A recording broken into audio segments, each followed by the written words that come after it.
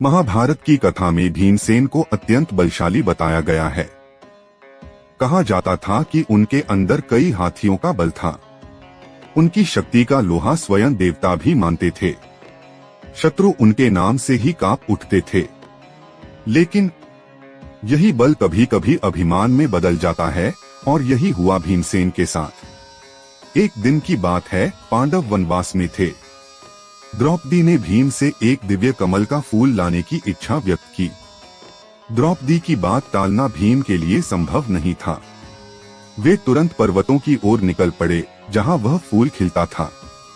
रास्ता घना था, पहाड़ी और वीरान भी। जैसे ही भीम एक सरोवर के पास पहुंचे, उन्होंने देखा कि रास्ते के बीचों बीच एक वृद्ध वानर लेटा हुआ है। उसकी पूंछ रास्ता रोके हुए थी। भीमसेन ने गर्व से कहा, हे वानर, उठो, मुझे जाना है। अपनी पूंछ हटाओ। वृद्ध वानर ने शांत स्वर में उत्तर दिया, बेटा, मैं वृद्ध हूँ, बार बार हिल नहीं सकता। तुम तो बलवान हो, चाहो तो मेरी पूंछ हटा दो। भीम मुस्कुराए। इतनी सी बात। उन्होंने अपनी पूरी ताकत लगाकर पूंछ हटाने की कोशिश की, पर आश्चर्य, पूंछ एक इंच भी नहीं हिली। भीम हैरान थे। उन्होंने और भी बल लगाया, लेकिन परिणाम वही रहा। अब भीम समझ गए कि यह कोई साधारण वानर नहीं हो सकता। वे हाथ जोड़कर विनम्र हो गए, मुझे क्षमा करें प्रभु, कृपया बताएं आप कौन हैं?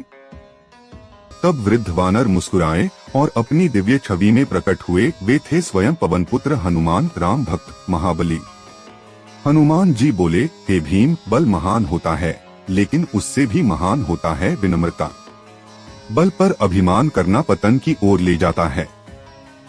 भीम ने भाव विभोर होकर चरणों में प्रणाम किया और हनुमान जी से आशीर्वाद प्राप्त किया। सीख, शक्ति का मूल्य तभी है जब उसमें विनम्रता हो।